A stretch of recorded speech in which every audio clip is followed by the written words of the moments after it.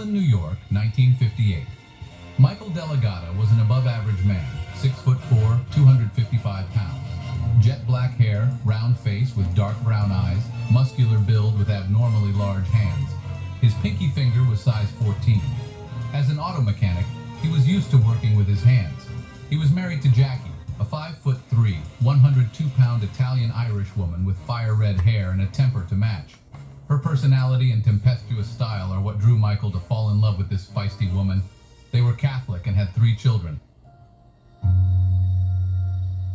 Michael had 4 brothers, Harry, Salvatore, Jimmy, and Louis, and an adopted brother named Tony Garimondi, who was nicknamed Tony G. Tony's family died in a tragic house fire when Tony was a young boy, and Vincent, Michael's father, took Tony G into his home as an adopted son. Vincent and Josephine, Michael's parents, immigrated to America with $12 between them and spoke only Italian.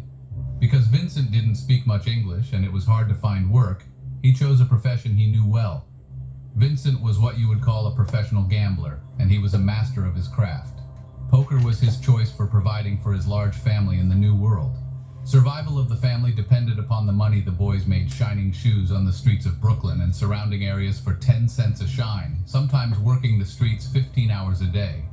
The boys would give the money to their mother, Josephine, knowing that their father would spend it gambling, killing the chances of survival with such basic needs as food and clothing, among other things. Michael started shining shoes at the age of 11 along with his brothers, who were older than him, except Louis, who was the baby and just turning 7 at the time. One day, Michael was seen by his father shining the shoes of a sailor in uniform. The sailor gave Michael a quarter. Michael put it in his pocket just as his father came over and asked him how much the sailor gave him. Michael reached into his pocket and pulled out a dime and showed it to his father. His father asked him in his native language, "Is that all he gave you?" Michael was afraid to tell his father, yes, so he reached back in his pocket and gave Vincent the quarter he just received from the sailor. Vincent smacked him on the back of his head and said, "Next time you lie to me, you will go hungry for a week." Michael and his brothers were afraid of their father as he had a short temper and would beat them for no reason. They all tried to stay away from him as much as they could. Vincent died in 1947 of a massive heart attack, leaving the family to fend for themselves and support their mother, who was the rock of the family. In 1958, Michael was 29 and working for Anthony Russell and Dominic Romano. Michael was in charge of the auto repair department. One day, his cousin Frankie Rutigliano, also known as Frankie Ragu, showed up at the shop in a brand new white Cadillac convertible.